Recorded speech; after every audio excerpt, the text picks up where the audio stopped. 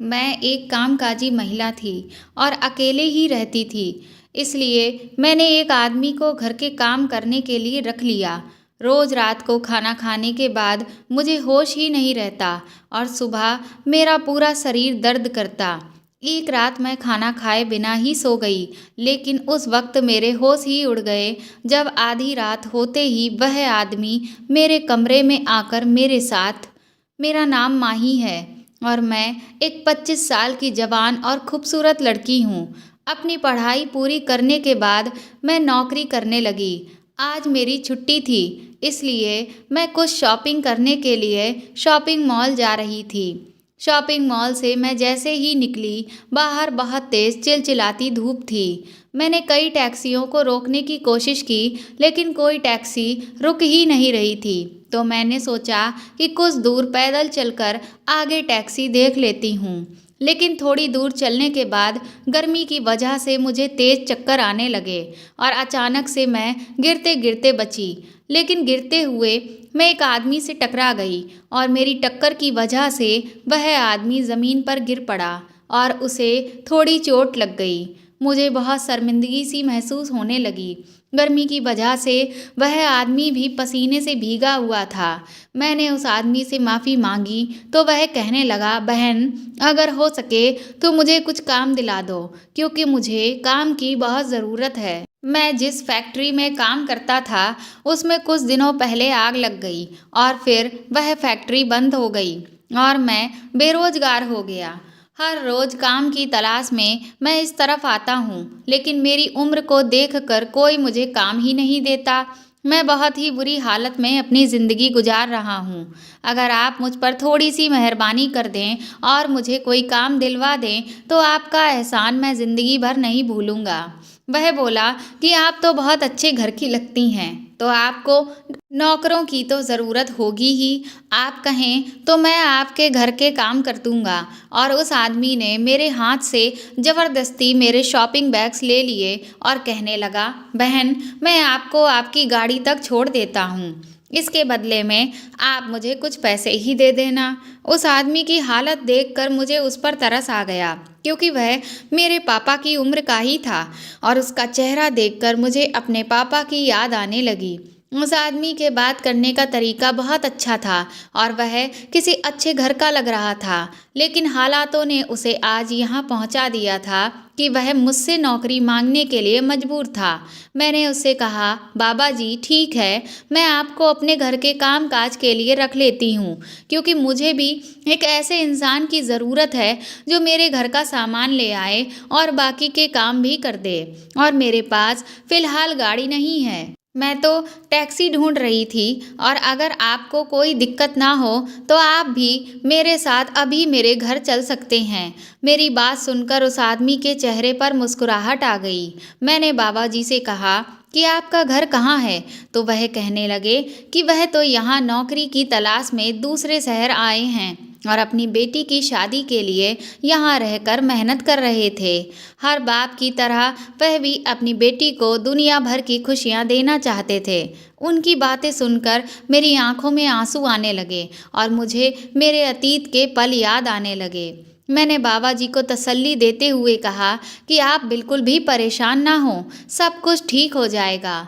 फिर घर आकर मैंने बाबा जी को घर के थोड़े बहुत काम समझा दिए। मैंने उनसे कहा कि आप थोड़ी बहुत घर की सफाई भी कर दिया करें। वैसे तो मैं अकेली ही रहती हूँ और मेरा घर ज़्यादा गंदा नहीं होता है, लेकिन मेरे पास घर की सफाई करने के लिए वक्त नहीं बचता है। बाबा जी बोले, उसकी तुम फिक्र बिल्कुल मत करो, और मुझे बहुत अच्छा खाना भी बनाना आता है। फिर वह थोड़ी ही देर में खुशी खुशी मेरे लिए बहुत स्वादिष्ट खाना भी बनाकर ले आए। मैं खुद एक नौकरी पेशा औरत थी और जिसकी वजह से बहुत बिजी रहती थी। इसलिए मैंने बाबा जी से कहा कि अब आप इस घर की सारी जिम्मेदारियां संभाल लें, इसके बदले में मैं आपको बहुत अच्छी तनख्वाह दूंगी। मेरे पास पैसों की कोई कमी नहीं थी, लेकिन मैं अपनी ज़िंदगी अकेले ही गुजार रही थी और नौकरी के साथ साथ घर की देखभाल करते करते मैं थक जाया करती थी। इसलिए मैंने बाबा जी को खुशी खुशी रख लिया, क्योंकि वह मुझे एक अच्छे इंसान लगे थे। बाबा जी को मैंने घर में ही एक कमरा रहने के लिए दे दिया, क्योंकि मैं तो इतने बड़े घर में अकेले ही रहा करती थी। दरअसल मेरी कहानी कुछ ऐसी है कि मैं एक शादीशुदा औरत हूँ। बहुत साल पहले मैंने अपने पति का घर छोड़कर चली आई और अपने माता पिता से भी अलग हो गई, क्योंकि शादी के बाद मुझे एक बहुत बड़ी मल्टीनेशनल कंपनी में जब जॉब का ऑफ़र आया तो मेरी सास ने मुझे नौकरी करने से सख्त मना कर दिया। लेकिन मैं अपनी पढ़ाई को बहुत महत्व देती थी। मैंने पढ़ाई लिखाई घर का काम करने के लिए नहीं की थी, बल्कि मैं कुछ बनना भी चाहती थी। और जब मुझे ऐसा मौका मिला तो मेरी सास ने इनकार कर दिया। मेरे पति भी मेरी सास को समझाने की जगह मुझे ही समझाने लगे, और जब मैंने अपने घर में इस बात को बताया तो मेरे माता पिता भी मुझसे बोले कि बेटी, शादी के बाद ससुराल वालों के हिसाब से ही चलना पड़ता है, इसी में लड़की की भलाई होती है। उनकी बातें सुनकर मुझे बहुत ज़्यादा दुख हुआ, क्योंकि शादी से पहले जब मैंने पिता के सामने यह इच्छा जाहिर की थी कि जब मैं अपने पैरों पर खड़ी हो जाऊं तब आप मेरी शादी करना, तो उन्होंने मुझसे कहा कि मैं नौकरी शादी के बाद कर लूं। उस वक्त उनकी खुशी के लिए मैंने जल्दी ही शादी कर ली। लेकिन अब जब शादी के बाद मेरी नौकरी लग रही है, तब भी वह मेरी खुशी को महत्व नहीं दे रहे हैं, बल्कि मेरे ससुराल वालों के बारे में सोच रहे हैं। मैं शुरू से ही ऐसे स्वभाव की थी कि अगर कोई मेरे दिल से उतर जाए तो मेरे दिल में उसके लिए कोई प्यार नहीं रहता। मैंने अपना फैसला सुना दिया कि अब मैं सब कुछ छोड़कर चली जाऊंगी। मेरे पापा ने मुझे बहुत समझाया कि यह दुनिया एक अकेली लड़की के लिए बिल्कुल भी सुरक्षित नहीं है। जब तुम्हारा गुरूर उतर जाएगा तब तुम्हें अपने पापा की बातें याद आएंगी। उस वक्त गुस्से में आकर मैंने सब कुछ छोड़ दिया और मैं अपनी नौकरी करने लगी। लेकिन अब मुझे अक्सर अपने पापा की बहुत याद आती। अपने पति रोहन के लिए तो मुझे यह लगता कि उसने तो दूसरी शादी कर ली होगी, लेकिन मेरे पापा तो मुझे मेरी तरह आज भी याद करते होंगे। जब भी मैं थकी हारी अपनी जॉब से घर लौट कर आती तो ऐसा लगता कि काश मम्मी पापा मेरे साथ ही रह रहे होते। मेरे मम्मी पापा मुझे बहुत प्यार करते थे, मुझे हमेशा ही पलकों पर बिठाकर रखा और मुझसे कभी भी घर का कोई काम काज नहीं करवाया था। और मेरे पति रोहन ने भी घर में काम वाली बाई लगा रखी थी ताकि मुझे ज़्यादा कुछ काम ना करना पड़े। लेकिन जब से मैं अकेले रह रही थी, मुझे सारे काम खुद ही करने पड़ते थे, जिससे मुझे धीरे धीरे यह एहसास हुआ कि मेरे अपनों ने मुझे न जाने कितनी तकलीफ़ों से बचा कर रखा हुआ था। लेकिन जब मैं अपनी डिग्री, अपनी नौकरी को देखती कि मुझे एक बहुत अच्छी कंपनी में नौकरी मिली है, मेरी सैलरी भी बहुत अच्छी है, तब मुझे यह लगता कि मैंने सबको छोड़कर बिल्कुल सही किया था। लेकिन फिर भी मुझे अक्सर अपने मम्मी पापा की याद आ जाती। मेरे पापा अक्सर कहते कि लड़कियों का काम घर को अच्छी तरह से संभालना होता है, लेकिन मैं इसमें विश्वास नहीं करती थी। मेरा मानना था कि लड़कियां भी लड़कों की तरह अपने पैरों पर खड़े होकर बराबर घर को आर्थिक रूप से भी संभाल सकती हैं। आज मैंने अपना सपना पूरा कर लिया था। आज मैं एक इंडिपेंडेंट लड़की थी, लेकिन मैं सारा वक्त घर में अकेली रहती और घर के कामों में उलझी रहती। मुझे आराम का भी वक्त नहीं मिलता। कभी कभी मैं काम से इतना थक जाती कि रात का खाना खाए बिना ही सो जाती। बाबा जी को रखने के बाद मैं घर की तरफ से बिल्कुल बेफिक्र हो गई थी, क्योंकि बाबा जी ने बहुत जल्दी घर की सारी जिम्मेदारियों को अच्छे से समझ लिया और वह पूरी ईमानदारी और लगन के साथ घर के काम कर रहे थे। मैंने तो उन्हें घर की सफाई के लिए रखा था, लेकिन खाना बनाने की जिम्मेदारी उन्होंने खुद ही उठा ली थी। वह सच में बहुत अच्छा खाना बनाते थे। अब मैं हमेशा रात का खाना घर पर ही खाने लगी, वरना पहले तो मैं ज़्यादातर रात का खाना बाहर से ही मंगवा लिया करती थी या फिर भूखे पेट ही सो जाती थी। रात का खाना खाते ही अब मुझे ऐसी नींद आती कि मैं बिस्तर पर लेटते ही सो जाती और फिर सीधा सुबह ही मेरी आँख खुलती। बाबा जी के आने से मैं अपनी नींद को लेकर बहुत ही ज़्यादा परेशान थी, क्योंकि मुझे पहले सारी रात बिस्तर पर लेटे रहने के बाद भी नींद नहीं आती थी और थकान की वजह से मेरे पूरे शरीर में दर्द भी रहता था। लेकिन बाबा जी के आने से मुझे बहुत आराम मिल गया था और नींद भी अच्छी आती थी। उन्हें काम पर रखे हुए अभी सिर्फ 20 दिन ही हुए थे और सब कुछ अच्छा चल रहा था। एक रात मुझे ऑफिस का कुछ काम निपटाना था, इसलिए मैंने खाना एक तरफ रख दिया और अपना काम करने लगी। थोड़ी देर के बाद बाबा जी कमरे में आए तो मैंने उनसे पूछा, क्या हुआ, इतनी रात को आप यहाँ? तो वह कहने लगे कि मुझे लगा कि आपकी तबीयत ठीक नहीं है, इसलिए देखने के लिए चला आया। क्योंकि आपके कमरे की बत्ती जल रही थी तो मुझे आपकी फिक्र हुई। मैंने बाबा जी से कहा कि नहीं, मैं बिल्कुल ठीक हूँ, दरअसल मैं अपना काम कर रही हूँ, आप जाकर सो जाइए। बाबा जी सोने चले गए। जब मैं अपना काम खत्म कर चुकी थी तो मेरे दिमाग में यह सवाल आया कि बाबा जी इतनी रात तक आखिर क्यों जाग रहे थे, जबकि उन्हें तो मुझसे पहले सुबह उठना होता है। हर रोज़ जब भी मैं सोकर उठती तो बाबा जी घर की सफाई भी कर चुके होते और मेरे लिए नाश्ता बना रहे होते हैं। फिर कुछ देर सोचने के बाद मैं लेटकर सो गई और सुबह ऑफिस चली गई। लेकिन कहीं ना कहीं मेरे दिमाग में बाबा जी को लेकर शक पनप रहा था, क्योंकि मैं बाबा जी को बिल्कुल भी नहीं जानती थी और फिर मैंने उन पर कुछ ज़्यादा ही भरोसा कर लिया था और अपने घर में जगह दे दी थी। मैं ऑफिस में पहले ही बहुत सारी परेशानियों का सामना कर रही थी और अब ऐसे में बाबा जी को लेकर भी मैं परेशान हो गई। वैसे तो बाबा जी बहुत अच्छे इंसान थे और अच्छे से काम करते, मुझे उनसे कोई परेशानी नहीं थी। लेकिन कल रात की बात ने मुझे थोड़ा सोच में डाल दिया था। शाम को जब मैं घर वापस लौटी तो बाबा जी ने तुरंत ही मेरे लिए कॉफ़ी बनाई और मेरे कमरे में ले आए। मैंने बाबा जी से पूछा कि उनके घर वाले कैसे हैं और उनकी बेटी की शादी कब है। बाबा जी खुद ही बताने लगे कि उनके घर वाले गांव में रहते हैं और वह यहाँ कई साल से रह रहे हैं। बाबा जी 1 साल में एक बार ही अपने घर के लिए जाते हैं। उनकी बेटी की शादी में अभी 5 महीने बाकी हैं, जिसके लिए उन्हें बहुत सारी तैयारियां भी करनी हैं और उन सभी इंतजामों के लिए पैसों की भी ज़रूरत है। मैंने बाबा जी से कहा कि आप उसकी चिंता ना करें, मुझसे जितना हो सकेगा मैं आपकी बेटी की शादी के लिए आपकी मदद करूंगी। वह बहुत खुश हो गए और फिर वहाँ से चले गए। मैं सोचने लगी कि क्या मुझे इस आदमी पर विश्वास करना चाहिए या नहीं। फिर मैंने सोचा कि क्यों ना एक बार बाबा जी को आजमा लेना चाहिए। इसलिए मैंने रात को खाना नहीं खाया और खाने की प्लेट को अपने कमरे में ही छुपाकर रख लिया। मैं आंख बंद करके काफ़ी देर लेटी रही, लेकिन कुछ भी नहीं हुआ।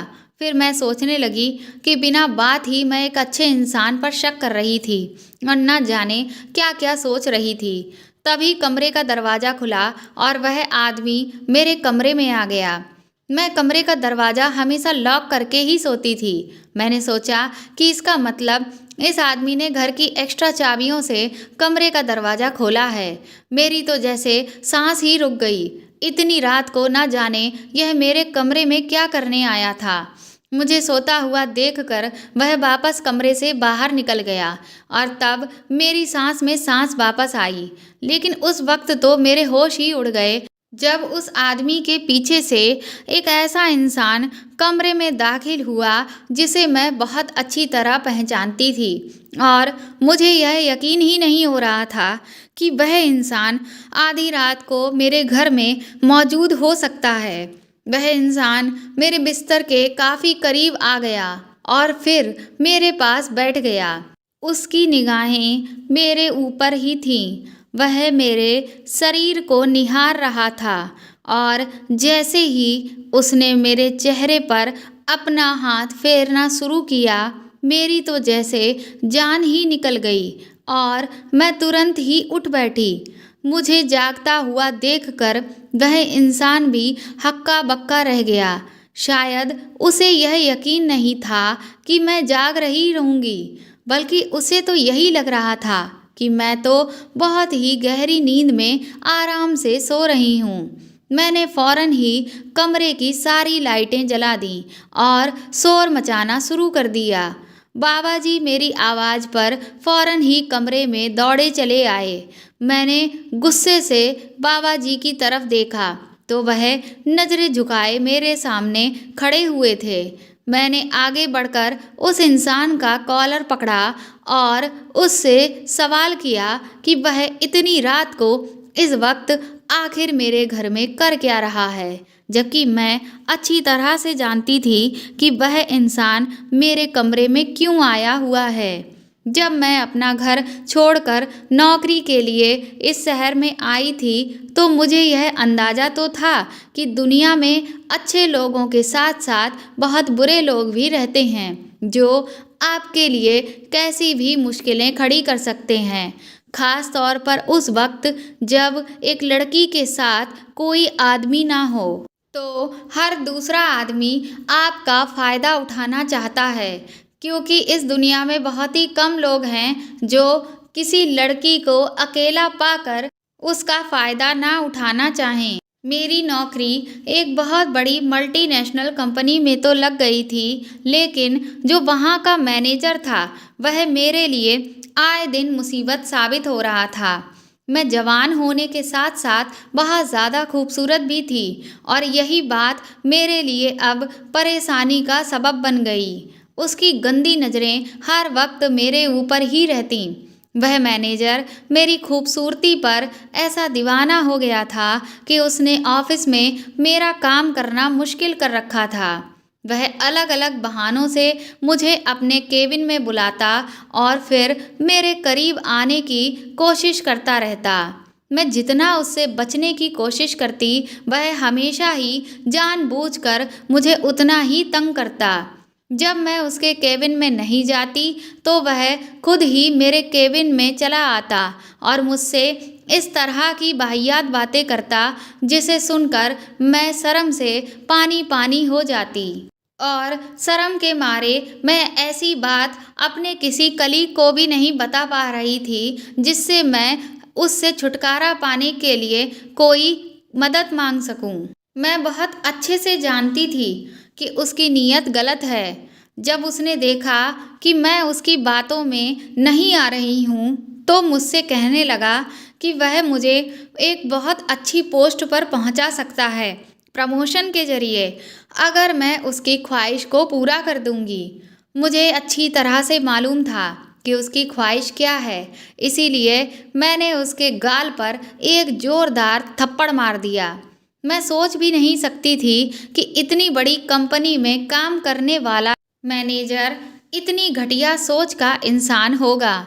मैं तो उसकी बेटी की उम्र की थी, लेकिन फिर भी उसने मेरे साथ इतनी घटिया बात की और उसे जरा भी शर्म नहीं आ रही थी। जैसे ही मैंने उसके मुंह पर तमाचा मारा, ऑफिस में एक बहुत बड़ा हंगामा खड़ा हो गया और फिर वह बात ऊपर तक चली गई और मेरे सीईओ को सब कुछ पता चल गया।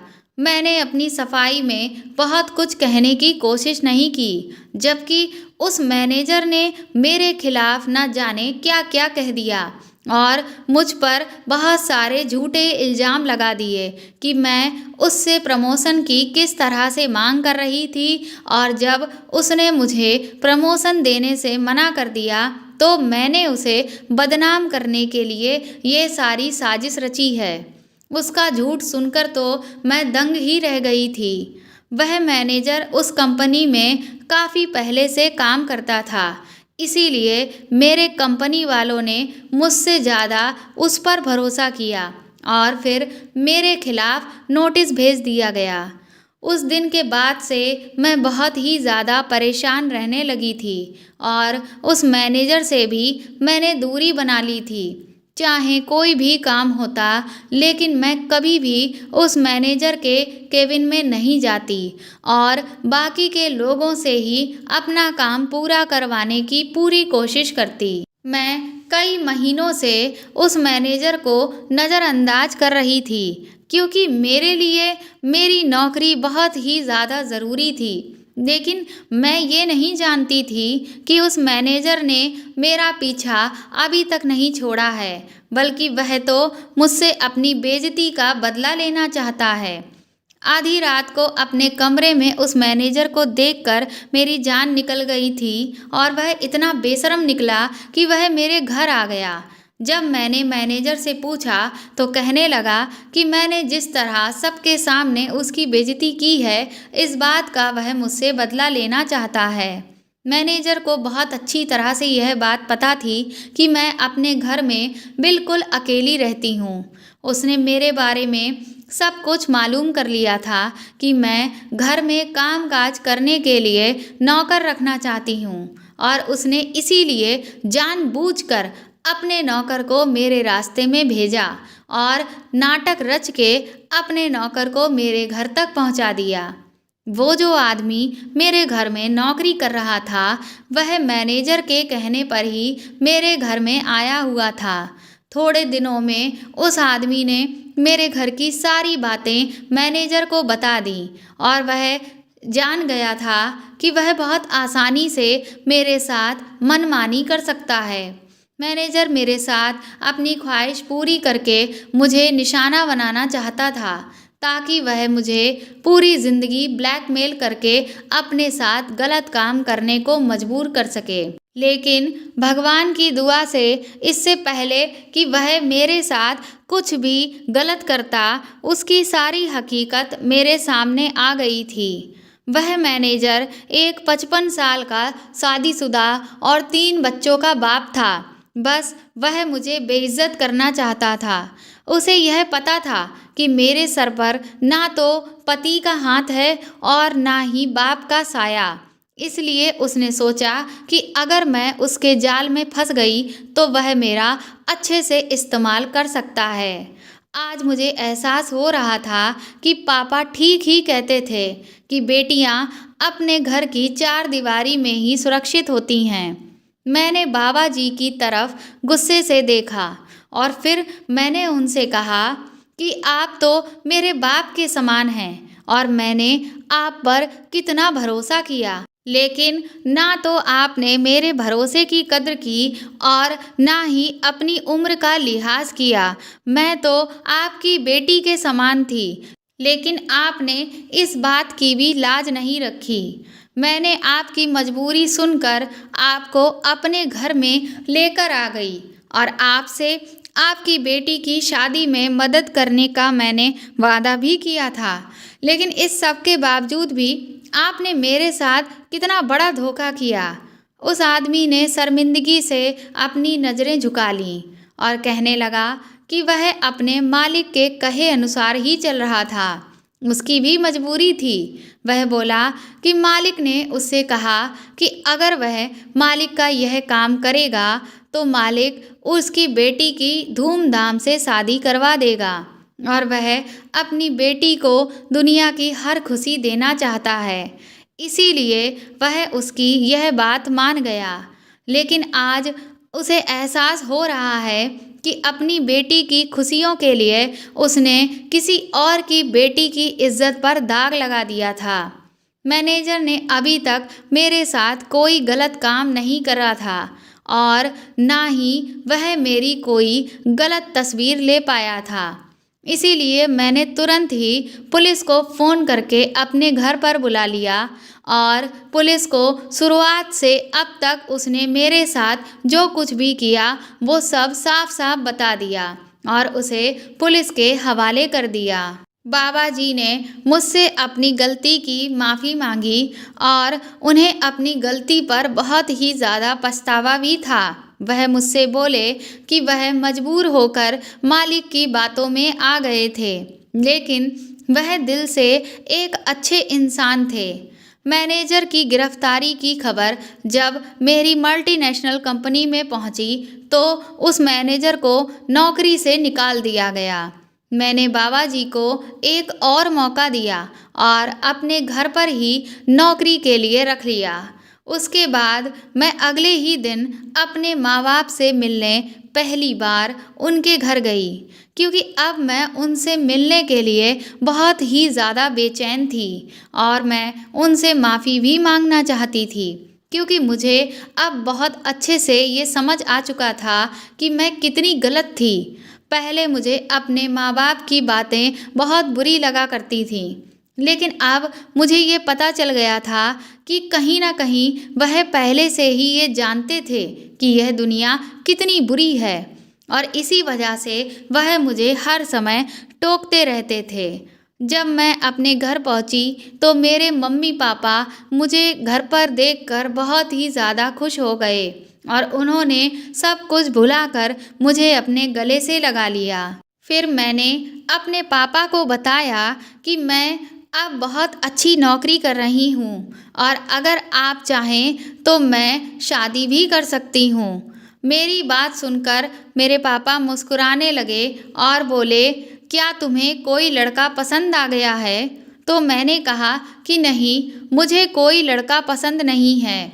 आप जिससे चाहें उससे मेरी दोबारा से शादी करवा सकते हैं। तो पापा बोले कि फिर रोहन का क्या होगा?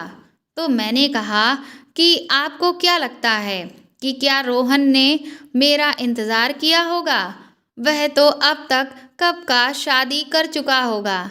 इस बात पर मेरे पापा मुस्कुराने लगे और बोले, यह तुम्हारी गलतफहमी है बेटा। रोहन तुमसे बहुत प्यार करता था। तुम तो हम सबको छोड़कर चली गईं, लेकिन रोहन ने अभी तक शादी नहीं की है। वह अब तक सिर्फ तुम्हारा ही इंतज़ार कर रहा है। पापा की यह बात सुनकर तो मैं चौंक गई। फिर शाम को पापा ने रोहन को घर बुला लिया। रोहन ने मुझसे माफ़ी मांगी और उसने कहा कि मुझे तुम्हारी इच्छा का मान रखना चाहिए था, लेकिन मैंने ऐसा नहीं किया। तो मैंने भी रोहन से माफ़ी मांगी और उससे कहा कि मुझे भी पहले तुम्हें और सासू माँ को समझाना चाहिए था, लेकिन मुझे भी बहुत जल्दबाजी थी और मैंने तुरंत ही फैसला कर लिया और फिर मैं सब कुछ छोड़कर चली गई। उसके बाद मैं रोहन के साथ वापस अपने ससुराल लौट गई। मेरी सास ने भी मुझे खुशी खुशी अपना लिया और उन्हें अब मेरे नौकरी करने से भी कोई ऐतराज़ नहीं था। मुझे भी यह समझ आ चुका था कि जिस औरत के सर पर किसी मर्द का साया नहीं होता है, उसे यह ज़माना नोचने के लिए तैयार रहता है। अगर आपको अच्छा लाइफ पार्टनर मिल जाए तो फिर आप अपनी हर ख्वाहिश शादी के बाद भी पूरी कर सकते हैं। तो दोस्तों, आपको यह कहानी कैसी लगी हमें कमेंट करके ज़रूर बताएं और इस कहानी को ज़्यादा से ज़्यादा शेयर करें और लाइक करें। और अगर आप मेरे चैनल पर नए हैं तो इसे सब्सक्राइब करके बेल आइकन ज़रूर दबा दें, ताकि मैं आगे भी आपको ऐसी ही अच्छी कहानियाँ सुनाती रहूँ। Thank you. मैं कमरे में लेटी आराम से सो रही थी कि तभी अचानक से मुझे ऐसा लगा कि जैसे मेरे कमरे का दरवाज़ा किसी ने बहुत ही धीरे से खोला, जिससे मेरी हल्की सी नींद टूटी। लेकिन मैं चुपचाप ऐसे लेटी रही कि जैसे मुझे कुछ भी सुनाई नहीं दिया और मैं गहरी नींद में हूँ। उसके बाद मुझे दो साए मेरे कमरे के अंदर आते हुए दिखाई दिए और अचानक से किसी ने मेरे पैरों को पकड़कर खींचा, जिससे मैं बुरी तरह से घबरा गई। तभी कमरे की लाइट जली और सामने का नज़ारा देखकर मैं दंग रह गई। सामने एक आदमी खड़ा हुआ था, वह भी बिना कुछ पहने हुए। उसे ऐसी हालत में देखकर मेरे तो हाथ पैर ही फूल गए। उसने तुरंत ही मुझे भी नीचे से बिना कपड़ों के कर दिया और फिर मेरे पैरों को इधर उधर कर वह ऐसे उछल के मेरे ऊपर बैठा जैसे कि कोई बंदर हो, और बस एक ही झटके में उसने पूरा का पूरा, मैं दर्द से बुरी तरह से बेहाल हो चुकी थी। उस आदमी के पीछे चंपाबाई खड़ी हुई थी। मैंने चंपाबाई के आगे हाथ जोड़े और उससे कहा कि तुम मेरे साथ आखिर ये सब क्यों कर रही हो? मुझे जाने दो, मुझे छोड़ दो। लेकिन चंपाबाई के ऊपर मेरी किसी भी बात का कोई असर नहीं हुआ। मेरा ये हाल देखकर भी उसका दिल नहीं पिघला और वह अभी भी एक पत्थर की मूर्ति बनी हुई खड़ी रही। मैं बार बार उसके आगे गिड़गिड़ा रही थी। उस आदमी से भी मैं प्रार्थना कर रही थी कि वह मेरे साथ ऐसा ना करे। तभी चंपाबाई मेरे करीब आकर मुझ पर चिल्लाते हुए कहने लगी कि मैं ना जाने कब से तुझसे उस राज को मुझे बताने के लिए कह रही हूँ, लेकिन क्या तूने आज तक मेरी बात मानी जो मैं तेरी बात मानूं? देख, आज भी मैं तुझे इससे बचा लूँगी, लेकिन शर्त यही है कि तू मुझे वह राज बताना होगा, वरना मैं तुझे छोड़ने वाली नहीं हूँ। आज तो ये आदमी तेरा वह हाल करेगा जो तूने कभी सपने में भी नहीं सोचा होगा। मैंने चंपाबाई से कहा कि मैं तुमसे कितनी बार कह चुकी हूँ कि मुझे किसी भी राज के बारे में कुछ भी नहीं पता है, लेकिन तुम मेरी बात सुनने को तैयार ही नहीं हो।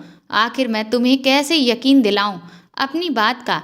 मेरी बात सुनकर चंपाबाई मुझ पर नागिन की तरह फुफकारी और कहने लगी कि झूठ बोलती है तू।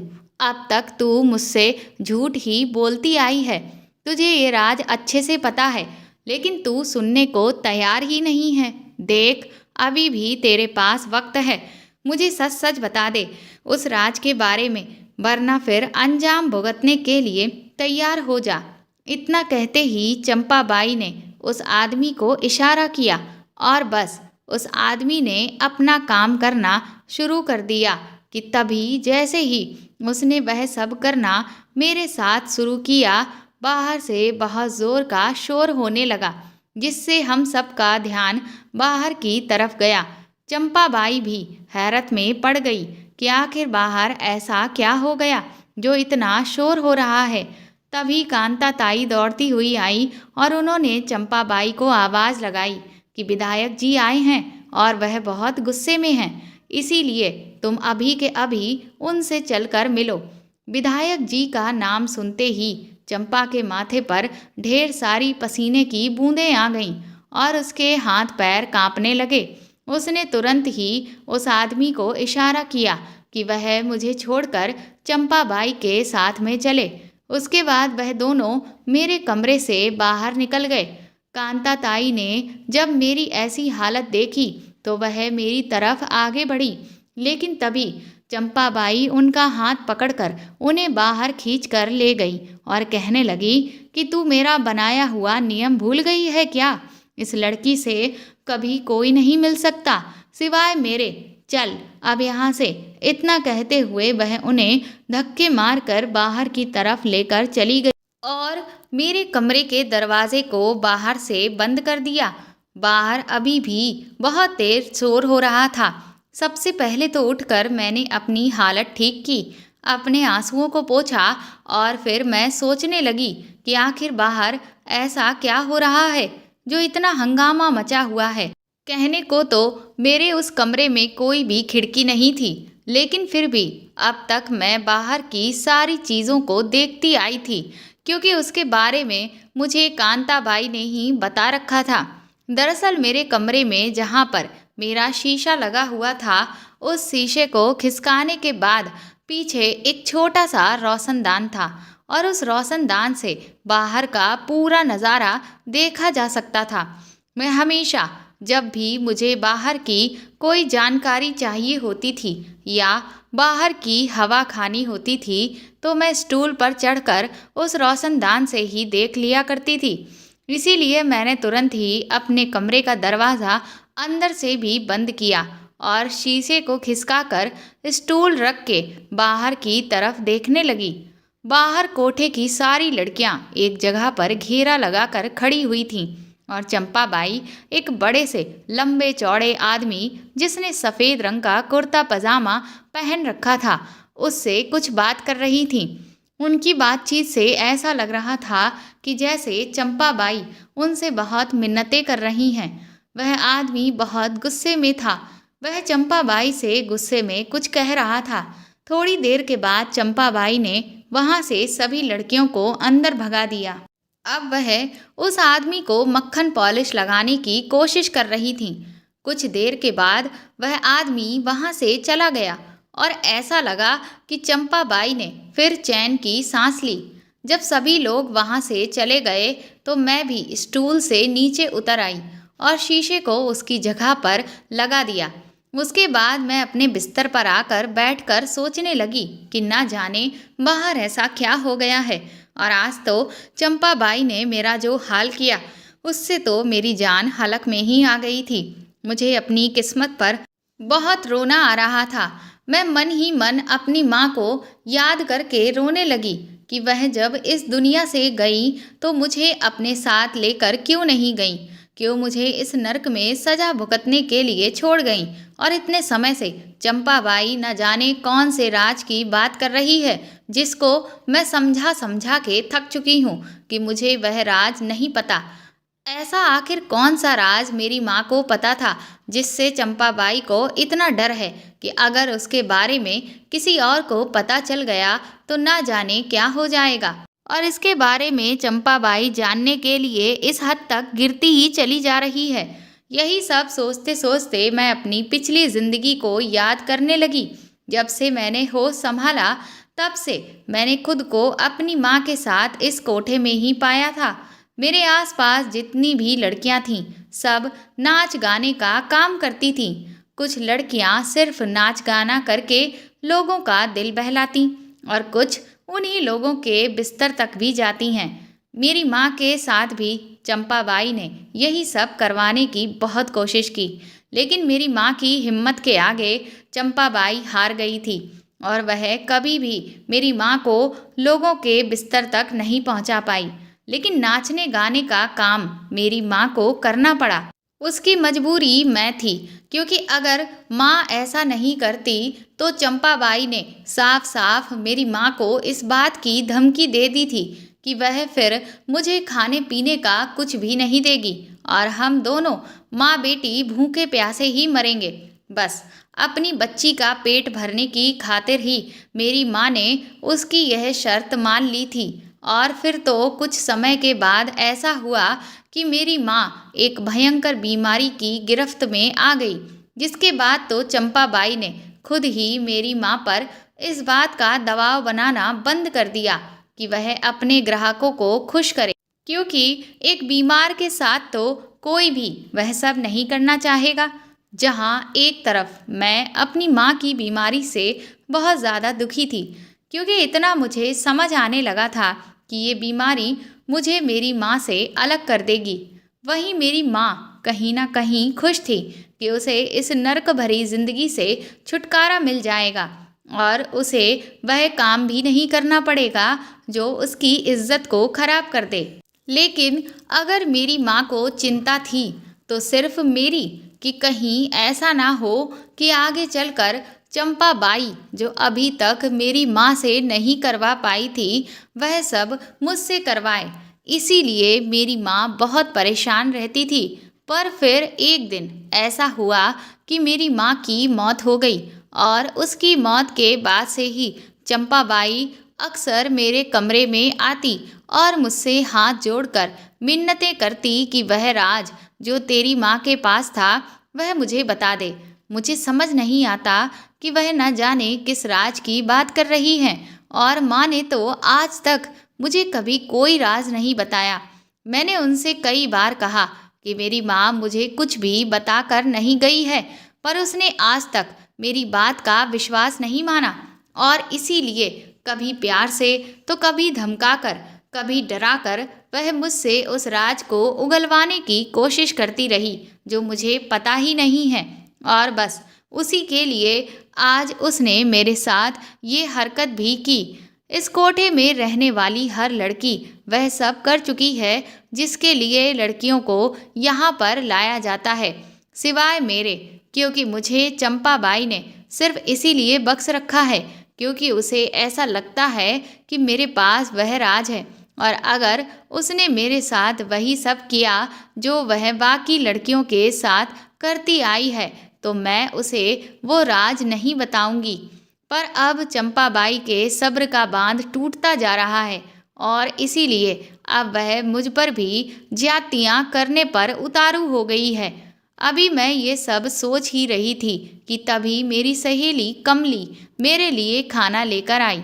मुझे कभी भी किसी को मिलने की इजाज़त नहीं थी सिवाय चंपाबाई और कमली के, क्योंकि चंपाबाई को ऐसा लगता था कि अगर कोई और मुझसे मिला तो हो सकता है वह इंसान मेरे साथ मेरे राज में भागीदारी करके चंपाबाई को बर्बाद कर दे। लेकिन कमली कभी भी ऐसा नहीं करेगी, क्योंकि कमली की छोटी बच्ची चंपा बाई के ही कब्जे में थी और इसीलिए अपने बच्चे की खातिर वह कभी भी चंपाबाई से दगाबाजी नहीं कर सकती। बस इस वजह से मेरे कमरे में आकर मुझसे मिलने की इजाज़त सिर्फ और सिर्फ कमली को ही थी, और इसीलिए मेरे लिए खाने पीने की सारी चीज़ें सिर्फ वही लेकर आ सकती थी। जब से कमली मेरे कमरे में आने लगी थी तो धीरे धीरे हमारी भी दोस्ती हो गई। जब मैंने दरवाज़ा खोला और उसने मेरी ऐसी हालत देखी तो वह बुरी तरह से घबरा गई। उसने मुझसे पूछा कि आखिर तुम्हारे साथ ये सब क्या हुआ, तो मैंने उसे सब कुछ बता दिया। वह चंपाबाई को बुरी भली सुनाने लगी, कहने लगी कि इसके जैसी पत्थर दिल औरत मैंने आज तक नहीं देखी। मैंने कहा कि ना जाने वह किस राज की बात मुझसे करती रहती है। मैं खुद नहीं समझ पा रही हूँ कि वह मुझसे क्या जानना चाहती है। कमली मुझसे कहने लगी कि देख नंदिनी, अगर तुझे कोई भी बात पता है तो तू उसे बता क्यों नहीं देती और अपनी जान क्यों नहीं छुड़ा लेती। अरे तेरे पास तो बहुत अच्छा मौका है। तू चंपाबाई से उस राज को बताने के बदले में यहाँ से अपनी आज़ादी को मांग सकती है। मैंने कमली से कहा कि आज़ादी तो तब मांगू ना मैं जब मुझे कोई राज पता हो। जब मुझे पता ही नहीं है तो फिर मैं उसे क्या कहूँ। मुझे खुद समझ में नहीं आ रहा है और मैं उसकी रोज़ रोज़ की इन हरकतों से तंग भी आ चुकी हूँ। कमली मुझसे कहने लगी, चल अच्छा ये सब छोड़ और खाना खा ले। मैंने कमली से कहा कि बाहर आखिर किस चीज़ का शोर हो रहा था, तो फिर वह मुझसे कहने लगी कि अरे तुझे नहीं पता, कल फिर से 4 लड़कियां यहाँ से भाग गईं, जिस वजह से चंपाबाई बहुत ज़्यादा परेशान है। ये बात तो मुझे भी बहुत हैरान करती है कि इस कोठे से धीरे धीरे करके लड़कियां गायब कैसे हो रही हैं। आखिर बाहर तो इतना सख्त पहरा रहता है और जो पहरेदार है उनका कहना भी यही है कि बाहर उन्होंने कभी किसी को निकलते हुए नहीं देखा। तो फिर कोठे के अंदर ही अंदर से सारी लड़कियां आखिर कहाँ गायब होती जा रही हैं, ये बात किसी के भी समझ में नहीं आ रही है। इसी वजह से चंपाबाई बौखलाई जा रही थी, क्योंकि इस महीने कम से कम 15 से 16 लड़कियां गायब हो चुकी हैं। इस तरह से चंपाबाई को बहुत ज़्यादा नुकसान हो रहा है और वह विधायक जो कि चंपाबाई से इस सब की कमाई का हिस्सा खाता है, वह भी इन सब चीज़ों से बौखलाया हुआ था। इसीलिए वह चंपाबाई को धमकी देने के लिए आया था कि अब अगर उसने इन सब कामों पर ध्यान नहीं दिया तो वह उसकी जगह पर यहाँ किसी और औरत को मुखिया बना देगा, जो कि अब ये कोठा चलाएगी, जिससे चंपाबाई को अपना आगे का भविष्य अंधेरे में नजर आने लगा। क्योंकि इस कोठे से होने वाली कमाई से ही तो वह अपना पेट पाल रही है, और अगर ये भी उससे छिन जाएगी तो फिर उसका गुजर बसर आगे कैसे होगा। कमली की बात सुनकर मैं भी हैरान थी, क्योंकि इस कोठे की दीवारें बहुत ऊंची ऊंची थीं और बाहर जाने का रास्ता भी सिर्फ एक ही था, और बाहर तो कम से कम 8-10 पहरेदार लगे रहते थे। और जब से इस कोठे से लड़कियां गायब होने लगी हैं, तब से तो पहरेदारों की सख्ती और भी ज़्यादा बढ़ा दी गई है। फिर आखिर ऐसा कैसे हो सकता था कि कोठे के अंदर से ही हर हफ्ते लड़कियां गायब हो रही थीं, और वह कहाँ से जा रही थीं और कैसे जा रही थीं, ये सब वहाँ पर किसी को भी समझ नहीं आ रहा था। कमली कहने लगी कि काश जो उन लड़कियों को यहाँ से बाहर निकाल रहा है वह हमें भी यहाँ से बाहर निकलवा दे तो कितना अच्छा होगा। मैंने कहा, क्या तुझे लगता है कि ये काम कोई यहीं का रहने वाला कर रहा है? कमली कहने लगी कि अगर यहाँ का रहने वाला नहीं कर रहा है तो फिर आखिर कौन है, क्योंकि बाहर का कोई भी अंदर आता नहीं और अंदर से बाहर कोई जाता नहीं, तो फिर इतना सख्त पहरा होने के बावजूद भी ये सब हो कैसे जाता है। सच में ये एक बहुत बड़ा सवाल था। अब मुझे समझ आ चुका था कि आज चंपाबाई इतना ज़्यादा भड़की हुई क्यों थी। क्योंकि इस तरह से अगर एक एक करके उसके कोठे से सारी लड़कियां गायब होती चली गईं तो उसका तो धंधा बहुत जल्दी चौपट हो जाएगा और उसकी जो अच्छी कमाई हो रही है वह बंद पड़ जाएगी। और फिर विधायक को अगर उसका हफ्ता नहीं मिला तो वह चंपाबाई के सर से अपना हाथ हटा लेगा। फिर तो आए दिन कभी पुलिस वाले तो कभी और दूसरे नेता उसे परेशान करने लगेंगे। और फिर विधायक को भी इस कोठे से बहुत कमाई होती है और जब उसकी कमाई बंद होगी तो वह चंपाबाई की भी हालत खराब कर देगा। अब ये दो बातें मुझे हद से ज़्यादा परेशान कर रही थीं। एक तो ये कि चंपाबाई न जाने किस राज की बात मुझसे पूछती रहती है और दूसरा ये कि कोठे की लड़कियां आखिर अंदर ही अंदर से कहाँ गायब हुई जा रही हैं।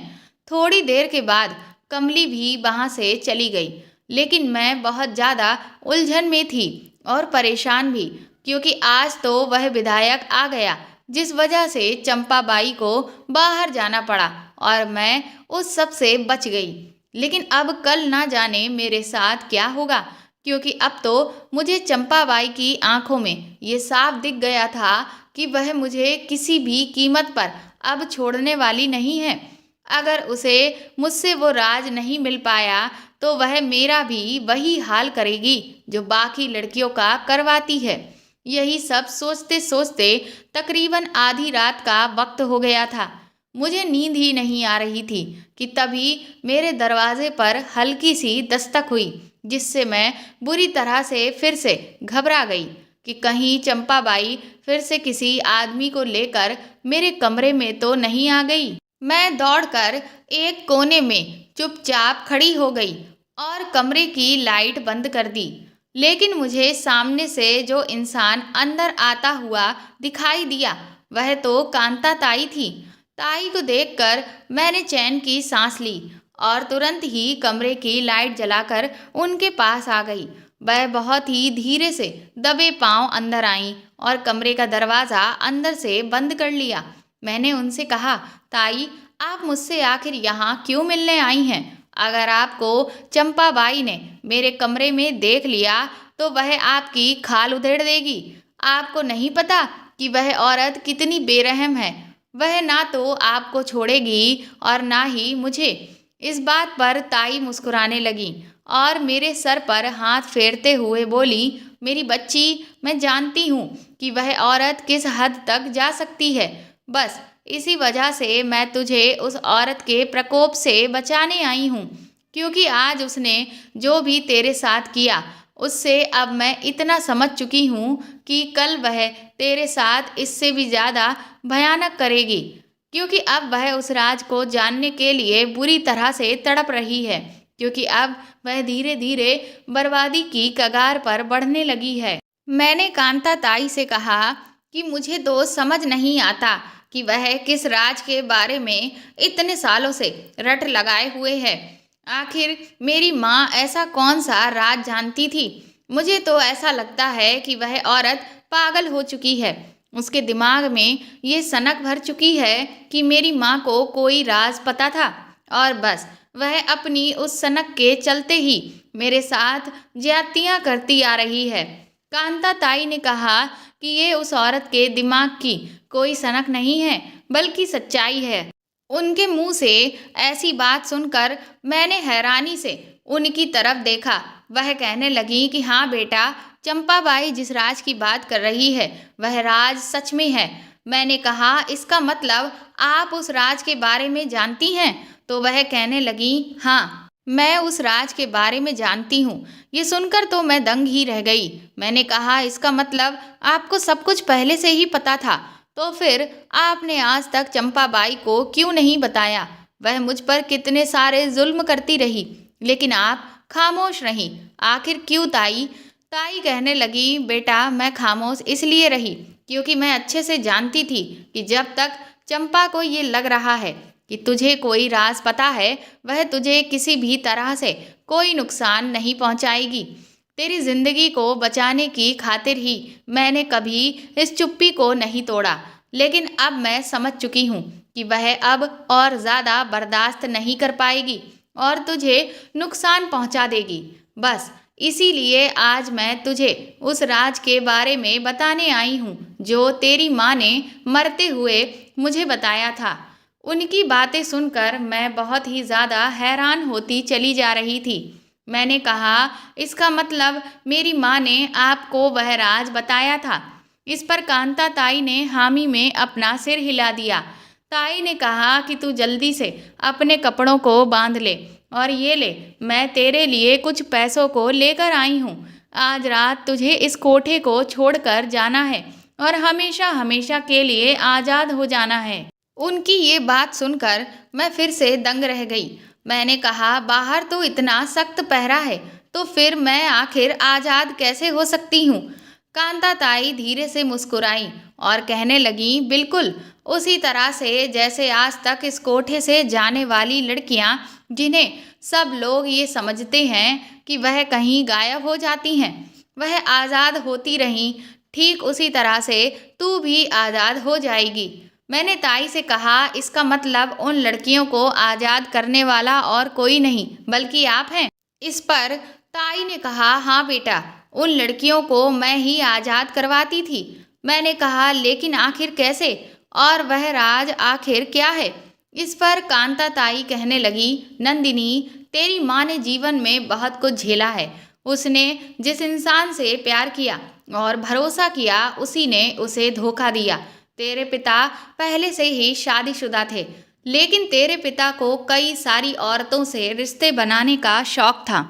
इसीलिए उसने तेरी माँ को भी शादी करने का झांसा दिया और तेरी माँ ने उन पर भरोसा करके अपनी जिंदगी की सबसे बड़ी गलती की। तेरे पिता ने जब अपनी मनचाही इच्छा तेरी माँ से पूरी कर ली, तो उसके बाद उससे छुटकारा पाने के लिए उन्होंने तेरी माँ को इस कोठे पर बेच दिया। पहले तो तेरी माँ ने खुद को इस दलदल से निकालने की खातिर खुद को खत्म करने का फैसला कर लिया था, लेकिन इससे पहले कि वह ऐसा कुछ कर पाती कि तभी उसे पता चला कि उसकी कोख में एक नन्ही जान पल रही है। फिर उसने अपने बच्चे की खातिर इस जिंदगी की सारी मुसीबतों को झेलने का फैसला कर लिया। 9 महीने तक तो चंपाबाई ने उसे कुछ भी नहीं कहा, सिर्फ उससे यहाँ के कामकाज करवाती रही। लेकिन जब तू पैदा हो गई तो वह तेरी माँ के साथ भी वही सब करना चाहती थी जो यहाँ की बाकी लड़कियों के साथ होता है। लेकिन तेरी माँ इरादों की पक्की थी। उसने चंपाबाई के सामने झुकने से इनकार कर दिया था। वह हर समय सिर्फ पूजा पाठ में ही लगी रहती। यहाँ पर जो भी लड़कियाँ हैं, उनके पास काम करने के बाद इतना वक्त ही नहीं होता कि वह पूजा पाठ करें। लेकिन तेरी माँ हर रोज़ गीता पढ़ती और भगवान को पूजती, और बस ये जो राज है वह उसे वहीं से मिला, और इसीलिए उसके सिवाय आज तक किसी को वो राज नहीं मिल पाया, क्योंकि उसके सिवाय इस मनहूस जगह पर किसी ने भी भगवान को नहीं पूजा। इसके बाद से तेरी माँ ने जब उस राज को जान लिया, तो जो लड़कियां बेचारी मजबूरी में आकर इस दलदल में फंसी होती थीं, उनको वह यहाँ से निकलवा देती थी, जिससे चंपाबाई बहुत ज़्यादा परेशान रहती थी कि आखिर उसके यहाँ की लड़कियां अंदर ही अंदर से कहाँ गायब हो जाती हैं। इधर तेरी माँ बीमारी की वजह से चल बसी, फिर ना जाने कैसे, लेकिन चंपाबाई को इस बात की भनक लग गई कि ये राज तेरी माँ को पता था, और उसे लगा कि वह तेरी माँ थी, इसीलिए अपनी बेटी को तो ये राज वह बताकर ही मरी होगी। बस सिर्फ इसी वजह से वह तेरे पीछे पड़ गई और आज तक तुझे परेशान करती आई है। लेकिन उसे नहीं पता था कि असल में तेरी माँ की राजदार तू नहीं बल्कि मैं हूँ, और जो काम तेरी माँ को अधूरा छोड़कर जाना पड़ा, उसे आज तक मैं ही पूरा करती आई थी। मैं ही यहाँ से लड़कियों को आज़ाद करवा देती थी। चंपाबाई को लगता था कि ये काम तू करवाती है, इसीलिए वह तुझे हर वक्त इस कमरे में कैद रखती है। लेकिन फिर भी लड़कियां गायब हो रही थीं, तो उसे यही लग रहा था कि ज़रूर तुझे ऐसा कुछ पता है जिससे तू इस कमरे में रहकर भी ये सब आराम से कर रही है। मैंने कांता ताई से कहा कि आखिर वह राज क्या है। तो उन्होंने कहा कि दरअसल जब तेरी माँ ने गीता पढ़ी और उस किताब को खोला तो उसमें उसे एक नक्शा मिला। पहले तो उसे वह नक्शा समझ में नहीं आया, लेकिन जब उसने मुझे उस नक्शे को दिखाया तो मैं अच्छे से समझ गई कि आखिर ये किस चीज़ का नक्शा है। दरअसल ये जो कोठा है, यह आज से कई साल पहले एक हवेली रही थी और इस हवेली पर उस समय के जो राजा थे उनका शासन था। दुश्मनों से खुद को बचाने की खातिर उन्होंने इस हवेली में एक गुप्त रास्ता बनवाया हुआ था जो कि सीधा शहर में जाकर खुलता है। और बस इस खुफिया रास्ते के बारे में हम लोगों को पता चल गया था, जिससे हम लड़कियों को उस रास्ते से रवाना करके बचा लेते थे। इसके बारे में चंपाबाई न जाने कब से तलाश कर रही है। मैंने कांता ताई से कहा कि अगर चंपाबाई को इस रास्ते का पता चल गया तो फिर वह उसे बंद करवा देगी और लड़कियों को आज़ादी कभी भी नहीं मिलेगी। तो ताई ने कहा, नहीं, ऐसा नहीं है कि वह उस रास्ते को बंद करवा देगी। दरअसल उसे असल में उस रास्ते की तलाश इसलिए है ताकि फिर वह अपना जो यह गोरख धंधा है वह उसी रास्ते से खुफिया तरीके से करेगी। अभी सामने से जब ये सब वह करती है तो इसके बदले में उसे बहुत सारे पैसे भी खर्च करने पड़ते हैं और जब कभी भी यहाँ पर पुलिस वाले धावा बोलते हैं तो बचने के लिए भी वह उस रास्ते का इस्तेमाल करना चाहती है। इसीलिए वह ना जाने कितने सालों से उस रास्ते की तलाश कर रही है, लेकिन उसके हाथ में कभी वह नक्शा लगा ही नहीं, क्योंकि वह नक्शा तो उस धार्मिक किताब में छुपा हुआ था जिसके बारे में वह कभी सपने में भी नहीं सोच सकती थी। लेकिन आज मैं चाहती हूँ कि जिस रास्ते की खोज तेरी माँ ने की थी उसी रास्ते से आज मैं तुझे आज़ाद करवा दूँ। इसके बाद मैं कांता ताई के साथ अपने कमरे से बाहर निकली। सभी लोग सो रहे थे, चारों तरफ घना अंधेरा था। हम दबे पांव पूजा घर की तरफ निकल लिए। कांता ताई ने पूजा घर में रखी हुई एक बड़ी सी लकड़ी की अलमारी को बहुत ही धीरे से खोला और जब उसे खोलने के बाद उन्होंने उसके अंदर का हिस्सा पीछे की तरफ धकेला तो सच में उसके पीछे एक बड़ा सा रास्ता था जिसे देखकर मैं दंग रह गई। मुझे वहां से अकेले जाते हुए बहुत डर लग रहा था, लेकिन ताई ने मुझे हिम्मत देते हुए कहा कि मेरी बच्ची, अपने आप को इस दलदल से बाहर निकालने के लिए तुझे यहाँ से जाना ही होगा। और मेरी एक बात हमेशा याद रखना कि तेरी माँ का आशीर्वाद हमेशा तेरे साथ है, इसीलिए तुझे डरना नहीं है, बल्कि अपने जीवन को सुधारने के लिए कड़ी मेहनत करनी है। तेरी माँ हमेशा से चाहती थी कि तू कभी भी उनके जैसा काम ना करे, बल्कि एक इज्जत की जिंदगी जिए। मैंने ताई से कहा, आप भी मेरे साथ चलिए और इस जगह को छोड़ दीजिए। पर वह कहने लगी कि बेटा, मेरी उम्र तो अब निकल गई है और रही बची जो कुछ बाकी रह गई है उसमें मैं जितनी लड़कियों को बचा सकती हूँ उतना ज़्यादा बचाना चाहती हूँ, इसीलिए मैं यहाँ से नहीं जा सकती। मैं कांता ताई के गले लगी और आंखों में आंसू लिए कंधे पर सामान टांग कर मैं चुपचाप वहाँ से निकल ली। वह रास्ता वाकई बहुत लंबा था और अंधेरे से भरा हुआ था, लेकिन फिर भी मैं अंदाजे से धीरे धीरे चलते चलते काफ़ी देर के बाद उस रास्ते से बाहर आई। वह रास्ता एक बड़ी सी सड़क पर खुल रहा था। मुझे बहुत डर लग रहा था, लेकिन फिर भी मैं हिम्मत करते हुए वहाँ पर किसी मदद की आस में खड़ी रही। थोड़ी ही देर के बाद वहाँ से एक काफिला गुजरा। वह काफिला बंजारों का था। मैंने उनसे मदद मांगी। वह लोग बहुत अच्छे थे। उनमें से एक लड़की जो मेरी ही उम्र की थी, उसने मुझे अपने तांगे में बिठा लिया। अगली सुबह उसने मुझसे मेरी पहचान पूछी तो मैंने उसे सब कुछ बता दिया। मेरी आप बीती सुनकर उसकी भी आंखों में आंसू आ गए। उसने मुझसे कहा कि अब मैं कहीं भी ना जाऊं, बल्कि उसके साथ ही रहूं और उनका ही हिस्सा बन जाऊं। मेरी भी उससे अच्छी दोस्ती हो चुकी थी और इसीलिए मैंने उनके साथ रहने का फैसला कर लिया और फिर मैं हमेशा हमेशा के लिए उन बंजारों के साथ ही रह गई। दोस्तों, इस दुनिया में तरह तरह के लोग हैं। कोई चंपा बाई के जैसा है जो सिर्फ अपने स्वार्थ के बारे में सोचकर किसी दूसरे इंसान को किसी भी हद तक नुकसान पहुंचा सकता है, तो कोई कांता ताई के जैसा जो अपने किसी भी स्वार्थ के बारे में ना सोचकर लोगों की मदद करते हैं। और ठीक उसी तरह से वो उस लड़की की तरह भी कुछ लोग हैं जो मुझे बंजारों के काफिले में मिली थी। अब ये फैसला हमें करना है कि हमें किसकी तरह बनना है। आज के समय में इंसानियत धीरे धीरे खत्म होती जा रही है, क्योंकि इंसानियत को बचाने के लिए हम इंसान ही कुछ भी नहीं कर रहे हैं। पर हमें इस ओर ध्यान देना चाहिए और अपने दिलों से दया की भावना, किसी की मदद की भावना को खत्म नहीं करना चाहिए। तो दोस्तों, आपको मेरे द्वारा लिखी हुई ये कहानी कैसी लगी कमेंट करके ज़रूर बताएं और प्लीज़ इस कहानी को ज़्यादा से ज़्यादा शेयर और लाइक करके मेरे चैनल को सपोर्ट करें। साथ ही अगर आप चाहें तो मुझे सुपर थैंक्स भी खरीद कर दे सकते हैं।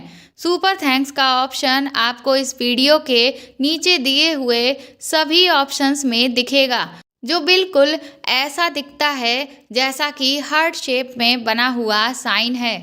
और अगर आप मेरे चैनल पर नए हैं तो सब्सक्राइब करके बेल आइकन ज़रूर दबा दें, ताकि आगे भी मैं आपको ऐसी ही अच्छी कहानियाँ सुनाती रहूँ।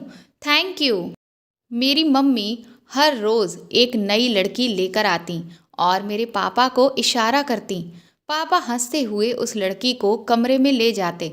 मुझे समझ में नहीं आता कि पापा उस लड़की के साथ करते क्या हैं। बस अंदर से उस लड़की के रोने की आवाज़ें आती। वह रोते हुए कहती, तुम्हारी बेटी के साथ भी यही होगा जो आज तुम मेरे साथ कर रहे हो। मुझे उन लड़कियों की बातों से डर लगता। एक दिन इस राज का पता लगाने के लिए मैं पापा के कमरे में छुप गई, पर कमरे में जो कुछ भी हुआ उसे देखकर मैं डर गई, क्योंकि मेरे पापा उस लड़की के साथ। शाम का वक्त था, हर तरफ खामोशी थी।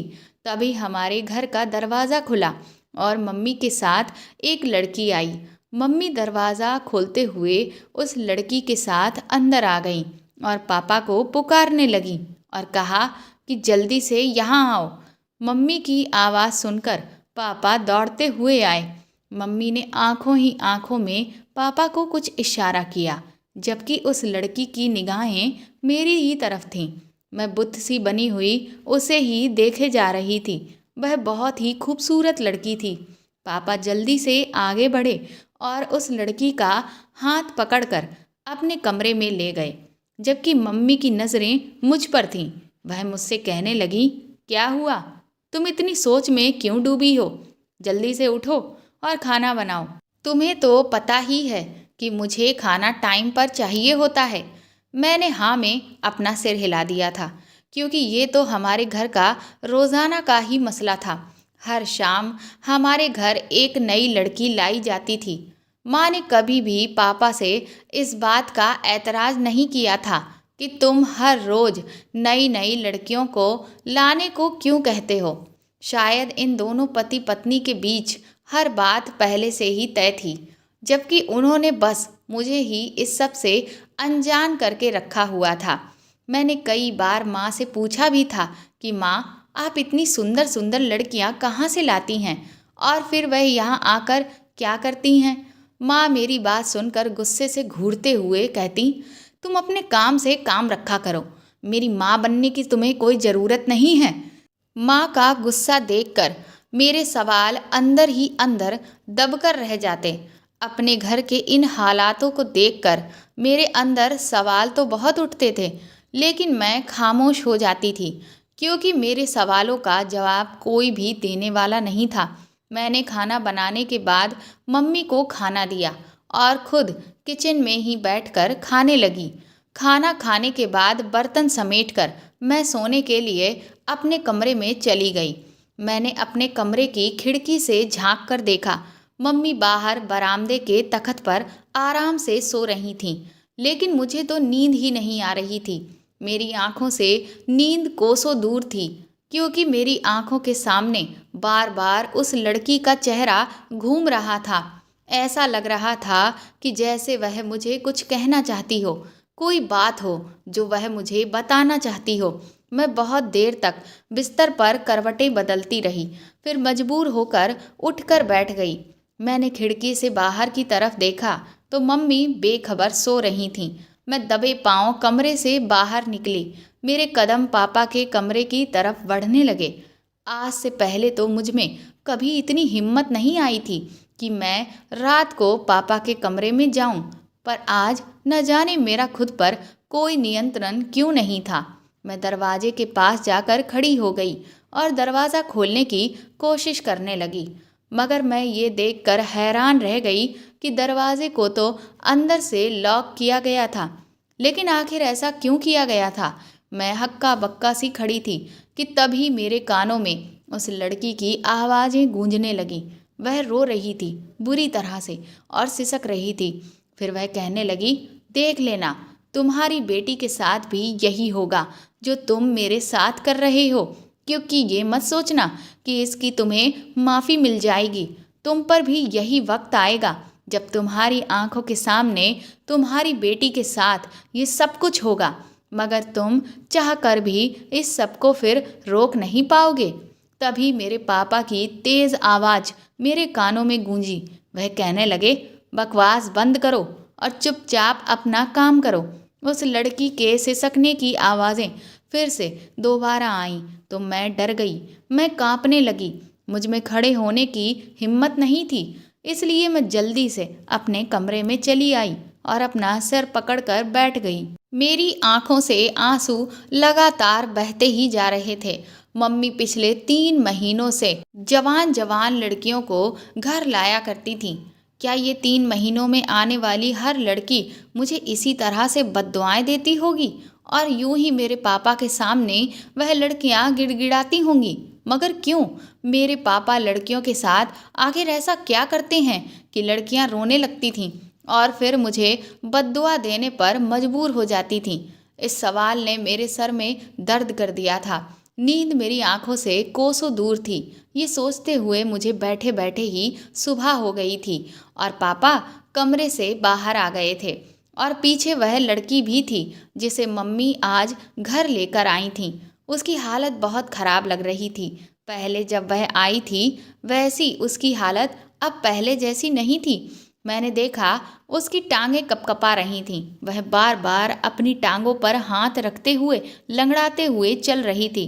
पापा ने झकझोर कर उठाते हुए माँ से कहा, इस लड़की को तुम जहाँ से लेकर आई थीं इसे वहीं छोड़ आओ। मेरा काम अब हो गया है। मम्मी अपनी आंखें मसलते हुए उठीं और फिर उन्होंने लड़की को अपने पीछे आने का इशारा किया। वह लड़की चुपचाप उनके पीछे चली गई। उन दोनों के जाने के बाद पापा मेरे कमरे की तरफ बढ़ने लगे। मैं जल्दी से अपने बिस्तर पर लेट गई और फिर लेटकर सोने का नाटक करने लगी। पापा मेरे पास आए और मुझे आवाज़ देते हुए कहने लगे, पायल, मुझे तो लगता है कि तुम घोड़े बेचकर सो रही हो। जल्दी से उठो, सुबह हो गई है। मैं आंखें मलते हुए उठकर बैठी थी। पापा के चेहरे पर मुझे जरा सी भी थकावट नज़र नहीं आ रही थी। उन्हें देखकर ऐसा लग रहा था कि जैसे वह बहुत सुकून महसूस कर रहे हों। पापा मुझे जगाकर कमरे से बाहर जाने लगे तो मैंने उनका हाथ पकड़ते हुए उन्हें रोक लिया और उनसे कहा, पापा मेरे पास बैठिए। पापा ने मुझे बड़े गौर से देखा और फिर बैठते हुए कहने लगे, क्या बात है, तुम्हारी तबीयत तो ठीक है ना? मैंने सर हिला दिया और कहा, पापा आप कब जागे? मेरे सवाल से वह घबरा गए थे। ऐसा लग रहा था कि वह मेरे सवाल से परेशान हो गए हों। फिर उन्होंने कहा, थोड़ी देर पहले ही जागा हूँ। मैं बहुत परेशान थी, इसीलिए फूट फूट कर रोने लगी और कहा, पापा मुझे रात भर बहुत डरावने सपने आते रहे। कल शाम मम्मी जिस लड़की को घर लेकर आई थी वह मेरे सपने में आई और मुझे डरा रही थी। पापा वह लड़की कहाँ पर है और मम्मी उस लड़की को क्यों लेकर आई थीं? पापा मेरे सवालों का जवाब नहीं देना चाहते थे। वह इधर उधर देख रहे थे कि किसी तरह से वह मेरे इन सभी सवालों से बच जाएं। पहले जब मैं पापा से कोई भी सवाल करती थी तो वह मुझे डांट देते थे, पर आज मैं बहुत रो रही थी और मैंने झूठ भी बोल दिया था कि वह लड़की मेरे सपने में आई थी। बहुत सोच विचार के बाद पापा ने बताया कि वो लड़की तुम्हारी माँ के किसी जानने वालों के घर की थी। उसके पति ने उसे घर से निकाल दिया था, तो वह उसे अपने साथ घर लेकर आई थी। और जब तुम सो गई तो उस लड़की का पति और उसके सास ससुर हमारे घर आए थे और उस लड़की को मनाकर अपने साथ लेकर चले गए। पापा ने आखिरकार झूठ बोल ही दिया था। मैंने कहा, पापा, पर माँ तो हर रोज कोई ना कोई लड़की लेकर आती हैं, तो क्या हर लड़की की यही परेशानी होती है? पापा ने मेरे आंसू पोंछते हुए कहा, इस दुनिया में हर इंसान की अपनी कोई ना कोई मजबूरी होती ही है। यहाँ जो भी लड़की आती है अपनी किसी न किसी परेशानी की वजह से ही आती है। तुम अपने छोटे से दिमाग पर ज़्यादा जोर मत डालो। चलो उठो, हाथ मुंह धो लो और मेरे लिए चाय बना दो। इतना कहकर पापा कमरे से बाहर निकल गए। पापा के इतना समझाने पर भी मेरे दिमाग में बहुत से सवाल अभी भी थे, क्योंकि मुझे पता था कि पापा ने सच नहीं बोला है, वह झूठ बोल रहे थे। खैर, मेरे दिन किसी तरह से गुजरे। शाम हुई तो मैं फिर से बरामदे की चारपाई पर बैठ गई। पापा मुझे उठाते हुए कहने लगे, पायल, जल्दी उठो, लगता है आंधी आने वाली है। घर के सभी दरवाजे जल्दी से बंद कर लो। मैं समझ गई थी कि पापा मुझे इसीलिए यहाँ से हटाना चाहते हैं कि मैं कुछ भी जान ना सकूं कि माँ आज किस लड़की को घर लेकर आएंगी। मैंने कहा, हाँ, अभी जाती हूँ। मैंने पापा को अपनी बातों में उलझाए रखा कि तभी हमारे गेट का दरवाज़ा खुला और माँ गेट के अंदर आई और एक जवान सी लड़की उनके पीछे ही थी। आज आने वाली लड़की भी बहुत घबराई हुई थी। मैं जल्दी से उठकर बैठ गई और उससे पूछा कि तुम कौन हो। मैंने उस लड़की से सवाल किया, मगर इससे पहले कि वह कुछ जवाब दे पाती, पापा उस लड़की का हाथ पकड़कर उसे जल्दी से अपने कमरे में लेकर चले गए और फिर जोर से दरवाज़ा बंद होने की आवाज़ सुनाई दी। उसके जाने के बाद माँ ने मुझे घूरते हुए कहा, ये क्या कर रही थी तुम? मैं घबरा गई थी क्योंकि मुझे माँ के गुस्से से बहुत डर लगता था। मैंने कहा, कुछ नहीं माँ, बस वह लड़की अच्छी लग रही थी, इसीलिए मैंने बात कर ली। माँ ने कहा, खबरदार, जो आज के बाद तुमने किसी लड़की से बात भी की। चलो जाओ, खाना बनाओ जाकर, तब तक मैं कुछ ज़रूरी काम कर लेती हूँ और फिर मुझे खाना परस कर देना। मैं फिर खाना बनाने चली गई। मैं चाहती थी कि माँ आज भी जल्द से जल्द सो जाएं, क्योंकि मैं जानना चाहती थी कि क्या आज आने वाली लड़की भी मुझे बद्दुआएं देगी या नहीं। धीरे धीरे यूं ही वक्त गुजर रहा था और फिर पूरे घर में माँ के खर्राटे गूंजने लगे। मैं जल्दी से उठी और बाहर निकल गई। मेरे कदम पापा के कमरे की तरफ बढ़ने लगे और दरवाजे से जाकर मैं चिपक कर खड़ी हो गई। पापा के कमरे से उस लड़की के रोने की आवाज़ें आ रही थीं। वह लड़की रो रही थी, आहें भर रही थी। पापा ने गुस्से में कहा, बस अब ज़्यादा नाटक मत करो, नहीं तो मैं तुम्हारा वह हाल करूँगा कि सारी ज़िंदगी तुम याद रखोगी।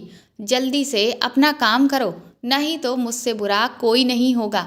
उस लड़की ने कहा, मुझे तो तुम्हारे ऊपर बहुत हैरानी हो रही है कि तुम कैसे आदमी हो। तुम्हारी खुद की एक जवान बेटी है, अगर कल को कोई आदमी उसके साथ भी यही सब करेगा तो क्या तुम उसे करने दोगे? एक बात याद रखना, आज जो तुम मेरे साथ कर रहे हो, कल को तुम्हारी बेटी के सामने ज़रूर आएगा। उसकी बात सुनकर मैं थर थर काँपने लगी थी। मेरा खुद पर कोई काबू नहीं था। मैं चाहती थी कि दरवाज़ा खटखटाकर उस लड़की की मदद करूं कि फिर तभी मम्मी के खर्राटे थम गए थे और मैं जल्दी से भागकर अपने कमरे में आ गई।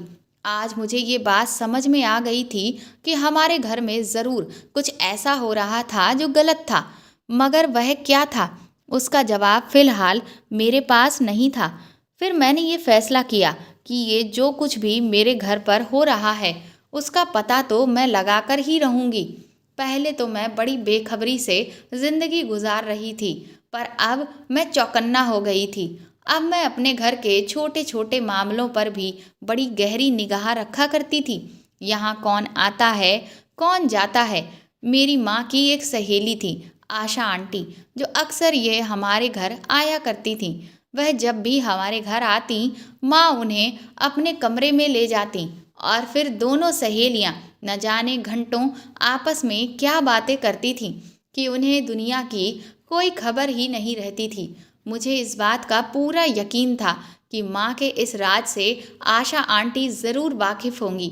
मुझे इस बात का भी अंदाज़ा था कि वह माँ के इस राज से पर्दा हरगिज़ नहीं हटाएंगी। फिर भी मैं अपनी कोशिश करके देखना चाहती थी। शुरू से ही आंटी मुझसे अच्छे से बात करती थी और कोई भी नया कपड़ा खरीदना या सिलवाना होता है तो नए फैशन के बारे में मुझसे पूछा करती थी, क्योंकि उनका कहना था कि मैं आज के ज़माने की लड़की हूँ तो मुझे नए फैशन के बारे में ज़्यादा पता होगा। एक दिन वह मेरे घर आई तो मेरे बारे में पूछने लगी। मैं उनसे नज़र बचाकर छत पर चली गई। छत पर जाने का मेरा एक ही मकसद था कि मैं उनसे अकेले में बात कर सकूं, क्योंकि माँ के सामने इस बारे में बात करना तो नामुमकिन था। थोड़ी देर के बाद माँ की आवाज़ आई, पायल तुम कहाँ हो?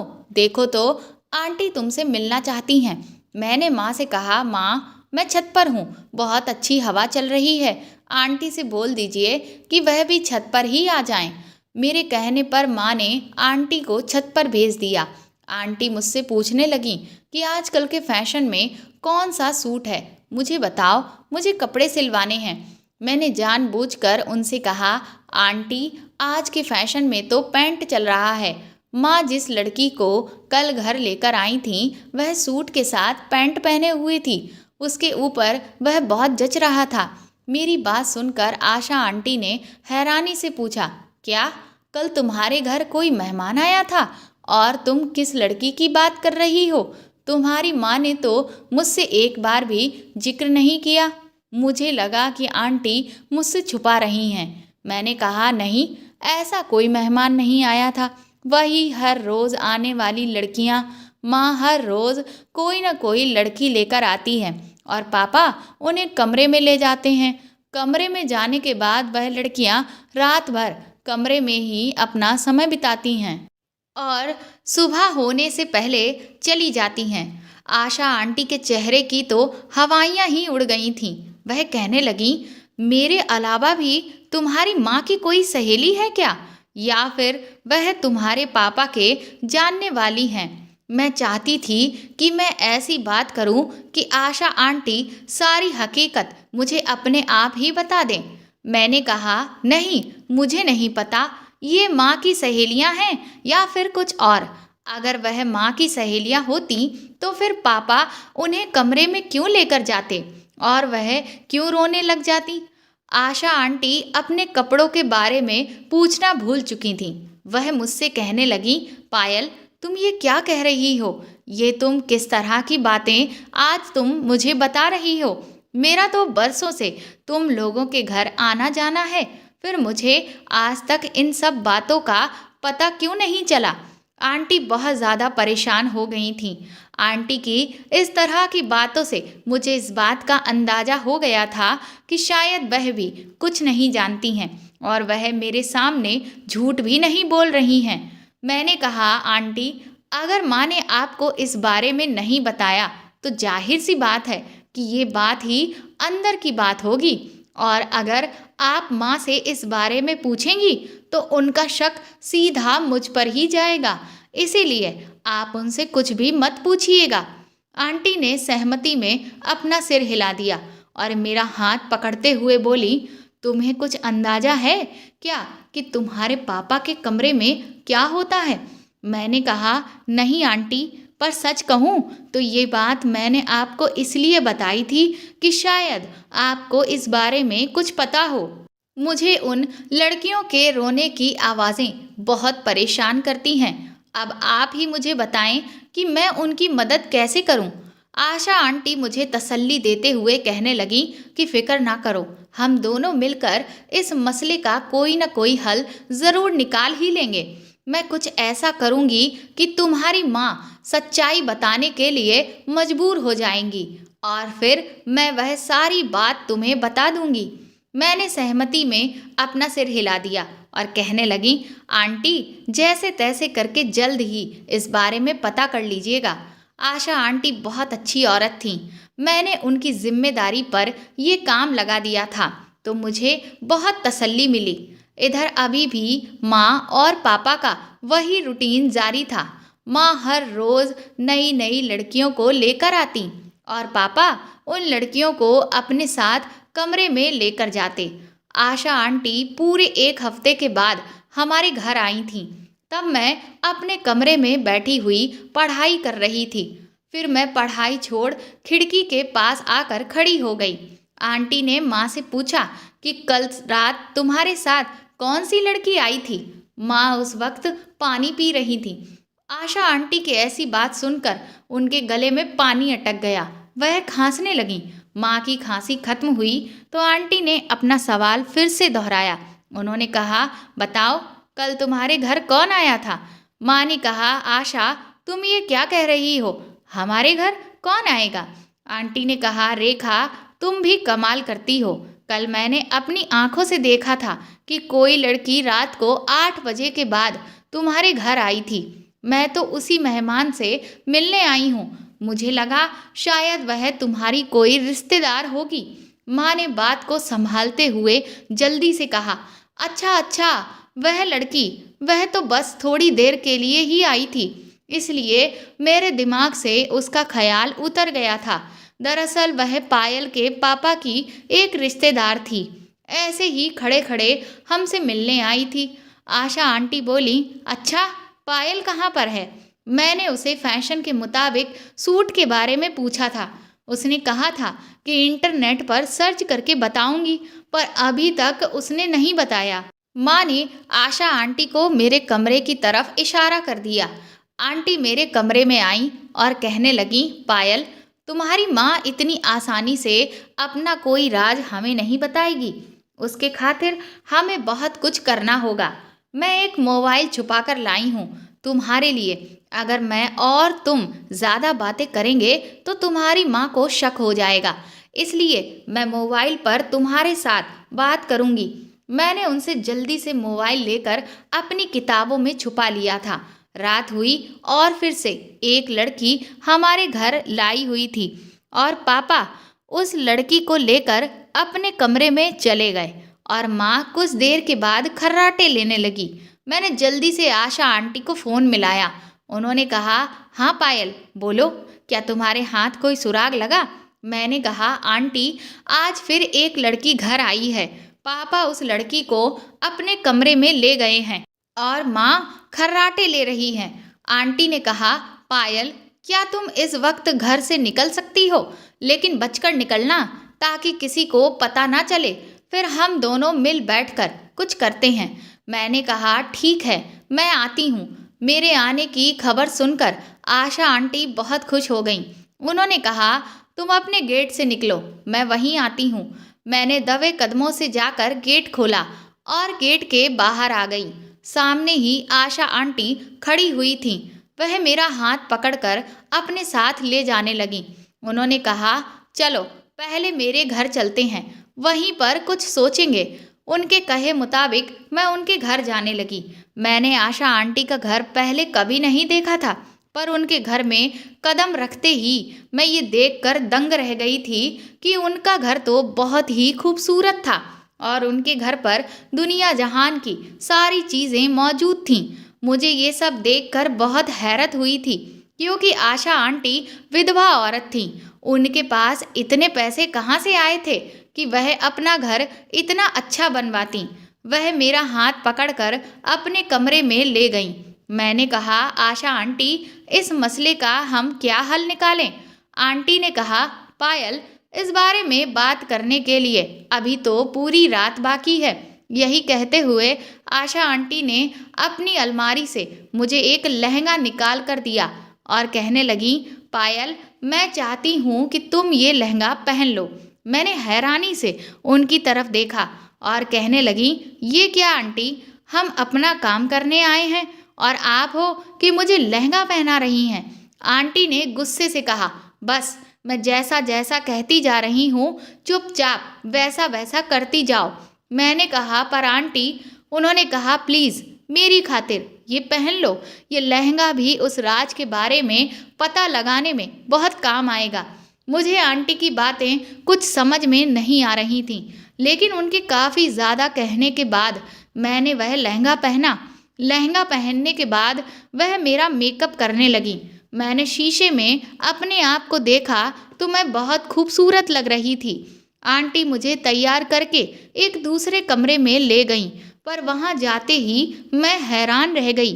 वहां पर एक कालीन बिछी हुई थी और वहां पर मर्द बैठे हुए थे। आंटी ने कहा, पायल अब तुम नाचना शुरू करो। आंटी के मुंह से ऐसी बात सुनकर मैंने कहा, पर आंटी आप ये क्या कह रही हैं? हम तो किसी और काम के लिए आए हैं। आंटी ने मुझे घूरते हुए कहा, अगर तुमने मेरी बात नहीं मानी तो मैं तुम्हें इन मर्दों के हवाले कर दूंगी।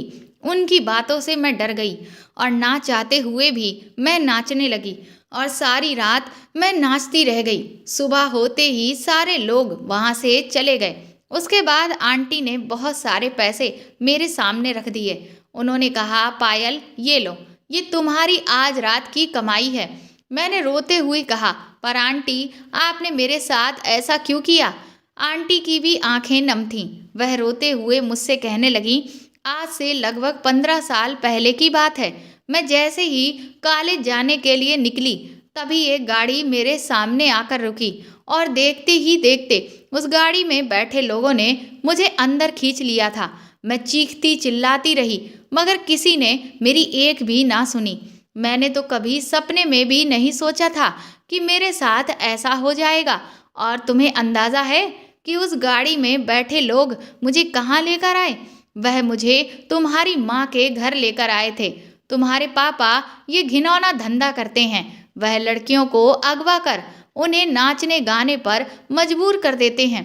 तुम्हें बताया गया है कि मैं विधवा हूँ, पर जबकि असल में तो मेरी कभी शादी ही नहीं हुई। मैं कई साल तुम्हारे माँ पापा के लिए नाचती रही और जब मेरी उम्र ढल गई तो उन्होंने मुझसे कहा कि आशा, तुम अपनी ज़िंदगी अब अपने हिसाब से जी सकती हो। मैं अपना गुजर बसर करने लगी और धीरे धीरे करके वही काम शुरू कर दिया। जब मेरे पास पैसे आ गए तो मैंने एक अच्छा सा घर बनवाया, पर मैं किसी भी लड़की की मजबूरी का फ़ायदा उठाकर ये काम नहीं करवाती, बल्कि जब लड़कियां खुद मेरे पास आती हैं। पर जबकि तुम्हारे माँ बाप आज भी मासूम लड़कियों को अगवा कर उनसे ये धंधा करवाते हैं। पर मुझे इस बात का थोड़ा भी अंदाज़ा नहीं था कि तुम्हारे पापा आज भी यही सब करते हैं। मुझे लगा तुम्हारे बड़े होने के बाद उन लोगों ने ये काम छोड़ दिया है, पर जब तुमने उस दिन बताया तो मैं समझ गई थी कि तुम्हारी माँ उन लड़कियों को झांसे से घर लाकर क्या काम करवाती होगी और वह अभी भी अपने काम से बाज नहीं आए हैं। आंटी की बात सुनकर मैं तो बुरी तरह से सदमे में आ गई थी। मैं सोचने लगी कि क्या मेरे माँ बाप इतना गलत काम करते हैं। यह सोचते सोचते मेरा दिमाग खराब होने लगा और सुबह हुई तो मेरी गुमशुदगी की खबर पूरे मोहल्ले में फैल गई थी।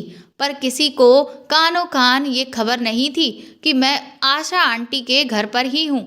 माँ मुझे ढूंढते हुए घबराकर आशा आंटी के घर पर आईं और कहने लगी, आशा तुम्हें पता है क्या कि मेरी बेटी कहाँ चली गई? तुम दोनों तो आपस में बहुत सारी बातें करते थे। क्या उसने तुम्हें इस बारे में कुछ बताया कि वह कहाँ गई होगी? कोई लड़के का चक्कर तो नहीं है? अगर ऐसी कोई बात है तो तुम मुझे बता दो। मैं पागलों की तरह सुबह से उसे ढूंढ रही हूँ। आशा आंटी ने हंसकर कहा, तुम लोगों ने मेरे साथ जो भी किया वह याद है ना? और फिर चोरी छुपे ना जाने तुमने कितनी लड़कियों की जिंदगी बर्बाद की। मुझे तो लगता है उसी की सजा तुम्हें मिली है। उन दोनों में यही बातें अभी हो रही थीं कि तभी मैं बाहर आई। माँ मुझे देखते ही मेरे पास आई और कहने लगी, मेरी बच्ची तू कहाँ चली गई थी और आज ये क्या पहना है तूने? मैंने कहा, माँ आज आपकी बेटी कुछ घंटे के लिए गायब हुई तो आप इतनी घबरा गईं और आप और पापा जिन मासूम लड़कियों को अगवा करके लाते हैं उनसे गलत काम करवाते हैं, तब आप लोगों को थोड़ा भी ये एहसास नहीं होता कि उनके माँ बाप पर क्या गुजरती होगी? वह भी तो किसी की बेटियां होंगी। माँ ने कहा, बेटा मुझे माफ़ कर दो। मैंने कहा, मैं आपको और पापा को एक ही शर्त पर माफ़ कर सकती हूँ, अगर आप दोनों ये काम करना छोड़ देंगे। माँ रोते हुए कहने लगी, ठीक है बेटा, मैं तुमसे वादा करती हूँ आज के बाद मैं और तुम्हारे पापा ऐसा कोई काम नहीं करेंगे। उस दिन माँ और पापा दोनों जिस तरह से मेरे लिए तड़पे थे, उससे उन्हें एहसास हो गया था कि वह जिन मासूम लड़कियों को लेकर आते हैं वह भी किसी की बेटियां होती हैं। और उस दिन से जब उन लोगों को अपनी गलती का एहसास हो गया और जब उन पर खुद ये सारी चीज़ें बीती, तब उन्हें पता चला कि वो अब तक कितना गलत काम करते आए थे। इसलिए मेरे माँ बाप ने फिर उस गलत काम को छोड़ दिया और हम लोग हंसी खुशी एक दूसरे के साथ अपनी ज़िंदगी बिताने लगे। तो दोस्तों, आपको ये कहानी कैसी लगी कमेंट करके ज़रूर बताएं और प्लीज़ इस कहानी को ज़्यादा से ज़्यादा शेयर और लाइक करके मेरे चैनल को सपोर्ट करें। साथ ही अगर आप चाहें तो मुझे सुपर थैंक्स भी खरीद कर दे सकते हैं। सुपर थैंक्स का ऑप्शन आपको इस वीडियो के नीचे दिए हुए सभी ऑप्शंस में दिखेगा, जो बिल्कुल ऐसा दिखता है जैसा कि हार्ट शेप में बना हुआ साइन है। और अगर आप मेरे चैनल पर नए हैं तो सब्सक्राइब करके बेल आइकन ज़रूर दबा दें, ताकि आगे भी मैं आपको ऐसी ही अच्छी कहानियाँ सुनाती रहूँ। Thank you.